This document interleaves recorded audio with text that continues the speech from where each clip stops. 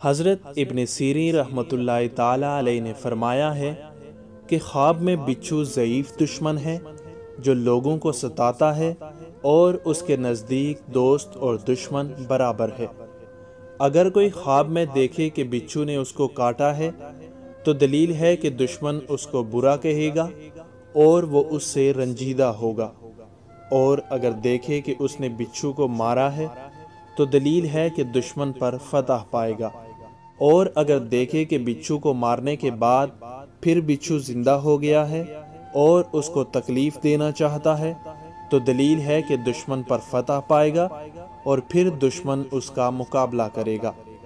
اور اگر دیکھے کہ اس کے ہاتھ میں بچھو ہے تو دلیل ہے کہ وہ مردم آزر ہوگا اور لوگوں کے پیچھے سے برا کہے گا اور لوگوں کو ایک دوسرے سے پھنسا کر فتنہ ڈالے گا، اور اگر دیکھے کہ بچھو کو پکا کر یا بھون کر کھایا ہے تو دلیل ہے کہ اسی قدر دشمن کا مال کھائے گا،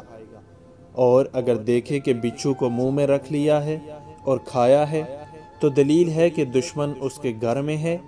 اور اس کے ساتھ نشست و برخاست رکھتا ہے، اور اگر دیکھے کہ بچھو اس کے کپڑے میں ہے تو بھی یہی تعویل ہے۔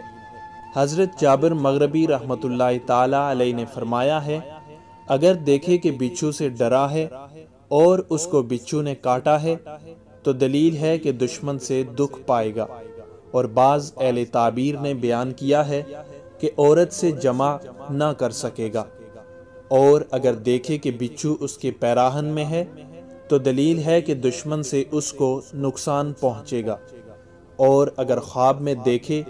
کہ بچھو اس کی شلوار میں ہے تو دلیل ہے کہ دشمن اس کے عیال یا اس کی کنیز سے فساد کرے گا۔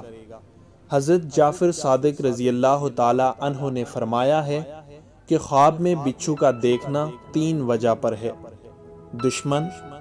حاسد اور عیب چینی کرنے والا،